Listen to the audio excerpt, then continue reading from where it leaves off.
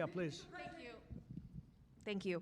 Mr. President, you've said the war is, quote, very complete, but your defense secretary says this is just the beginning. So which is it, and how long should Americans be prepared Well, I think for you could this war say to it last both. for? It's the beginning of building a new country, but they have no Navy, they have no Air Force, they have no anti-aircraft equipment. It's all been blown up. They have no radar, they have no telecommunications, and they have no leadership.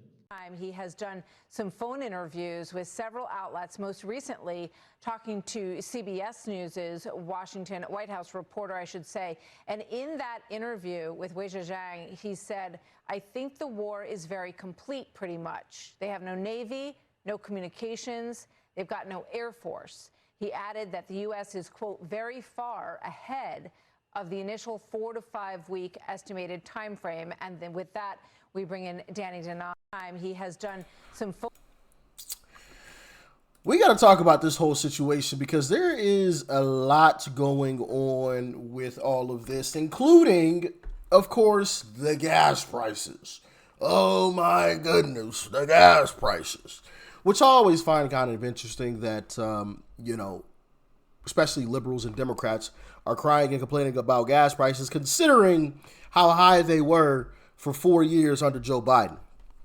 Kind of interesting how that works. It's almost as if, mainstream media is just there to work against Trump, right?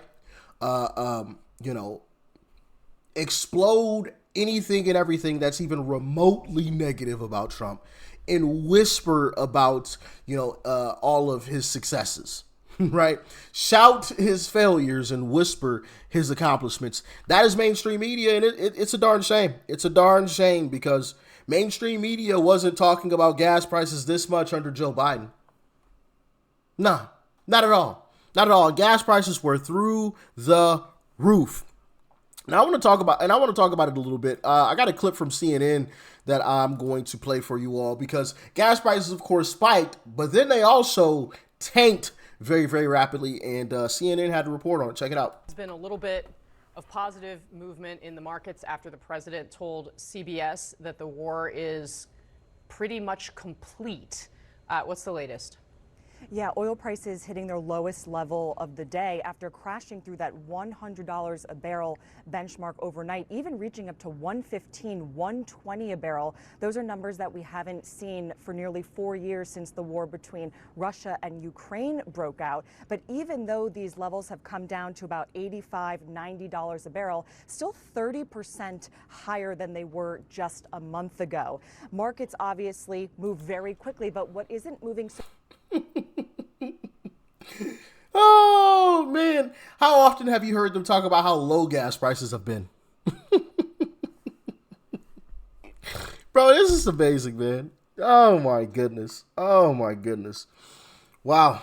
So quickly for Americans, at least today, is that price of gas. People are showing up at the pump and realizing that gas is costing about 50 cents more on average than it did just a week ago and 40 cents more than it did a year ago when President Trump was newly in office. Of course, oil prices can change. They could go back up again, especially because so much of the world's oil, 20%, is really locked at a standstill at that Strait of Hormuz, where 20% of the oil moves through, as oil tankers are simply stuck there, unable to move oil. The U.S. does have a good supply of oil. However, oil trades on a global market, and that's why you're seeing nerves. That's why you're seeing oil prices rise, and that's why you're seeing gas prices rise. According to Gas Buddy, we could see another 10 to 20 cent rise, and we could and will likely reach $4 a gallon here in the United States. But investors on Wall Street were also encouraged by that conversation that President Trump Oh, man. But also, Uncle Trump has talked about the Strait and told people basically, hey, buckle up. Take the oil on through there. I mean, you literally have the United States backing to get through the Strait. We've blown Iran to smithereens. They don't have much left. And if they do try to do anything, we'll bomb the crap out of them again. It's basically what Uncle Trump said. Because, of course, there's some tankers that are afraid to go through the Strait. But in reality, I believe we only get like 3% of our oil from through there, but I digress. Anyway, I also want to play this clip from Tim Burchett because I think it really illustrates what is actually going on here and how, some of these big oil companies are fiddling with the numbers here. Check it out. Hey everybody, Tim Burchett. Just filled up the dually with diesel yesterday. I decided to do that instead of sending my daughter to school next year. But the reality is, they're ripping us off. Diesel is like the second cut they take off it when it comes out of the ground. I think it goes kerosene and diesel and then gasoline, and diesel is the most expensive. And I'm sure they can make some sort of, they'll bring out the economic experts, to cover themselves on that. Another thing that really ticks me off about it is that they've, when the price of oil, like they say, well, it's, this whatever happens overseas is causing this to happen. But then when you go to the hardware store or the auto parts store and you buy a quart of oil, guess what? The price hasn't gone up. But the price of the gasoline in the tank is going up, and that's gasoline that is probably months from it was in the ground, and then it was converted into gasoline at a refinery. So the whole thing is just ridiculous. It's greed, and eventually we're going to come to a point in technology, say coal turning coal into oil and gasoline, as the Germans did during the Second World War. But guess what? The technology hasn't advanced since then. It's still cheaper just to get oil out of the ground than to convert coal, which we have a lot of. And how much oil does America get from Iran? 0. That's how much. This is a scam, and these oil companies, shame on them. They're using this opportunity to make record profits once again. So you got to ask yourself, even if we were getting it, what about the stuff that's already in the pipeline, that's already been paid for, or the gasoline that's in the tank at your neighborhood filling station? How does it go up exponentially when something happens overseas? It's a scam. Gasoline goes up like a rocket, and it comes down with a parachute, and it never gets back down to where it should be. Technology, all that technology in the world, we're going to eventually figure out how to crack that hydrogen molecule and run our cars off of water, I think. I don't care what the scientists tell you right now. They tell you all this stuff. The man couldn't run a 4-minute mile, can't go 100 miles an hour in an automobile, you can't breathe. We're not going to go to the moon. Tim Burchett's not going to get elected to Congress. You hear all those things, but guess what? They happened. Anyway, thank y'all for sending me here. Pray for our country. Shout out Tim Burchett, man. That's one of the good guys. I like Tim. I like Tim Burchett. But, yeah, what he was saying there made total sense. How were the gas prices skyrocketing because of that when we already have oil and gas here that are already in the pipes, gas already in the tanks under the fuel stations, right? Gas stations. How is that already, the prices of that already getting spiked? That has nothing to do with that. That's already been refined. It's already underground at the gas station ready to pump out. So why are they raising the prices? Just saying. I'm just saying. What Trump could do is do what Biden did and tap the strategic reserves. Now, of course, I don't think that he will, and he actually spoke about that. I believe yesterday, about how Biden tapped the strategic reserves, and he's going to attempt to fill it at some point during his presidency. Now, that would also be a problem for him because, of course, mainstream media would be blasting him to no other. Oh, my goodness, he's using the strategic reserves when they said absolutely nothing when Biden was doing it. Bro, our mainstream media is absolutely garbage. Absolutely garbage. We caught CBS, a CBS affiliate at least, trying to sabotage a CBS reporter's reporting on Iranian citizens being happy that Trump took out their leader. You guys remember that? If you don't, here's a little refresher. I got the clip for you. Y'all know I come with clips, baby.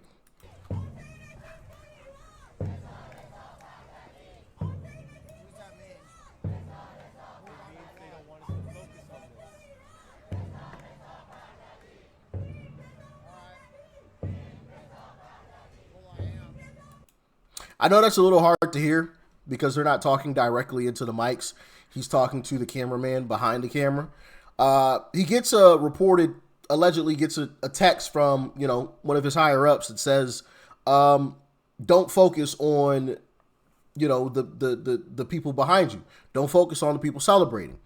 And he looks up at the cameraman and he's like, well, what does this mean? And he's like, well, I don't think they want us to focus on this.